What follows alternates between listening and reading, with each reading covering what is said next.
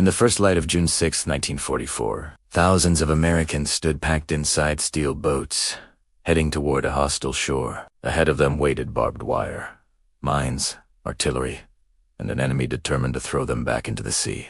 Behind them lay the free world, hoping they would succeed. The operation had been years in the making. If it failed, Europe might remain in darkness for a generation. If it worked, the road to liberation would finally open. They came from farms, cities, factories, and small towns. Some had never left home before the war. Now history had chosen them for one of its hardest tasks. As the shoreline came into view, training and speeches meant little. Machine gun fire cut across the water.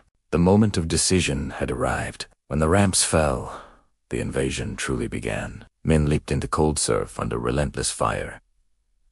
Units shattered radius filed. Survival depended on whoever could move, think, and lead. In the confusion, acts of bravery appeared everywhere. Soldiers dragged the wounded to cover. Small teams pushed toward seawalls and cliffs. Every yard forward mattered.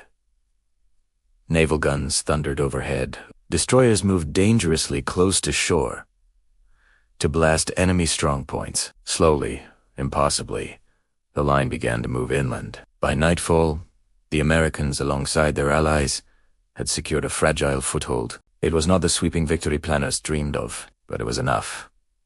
The door back into Europe was open. The beaches were littered with the cost of that opening. Friends lost. Futures ended.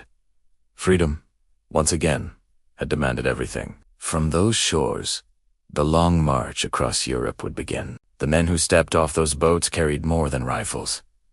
They carried the hopes of millions, and they did not turn back.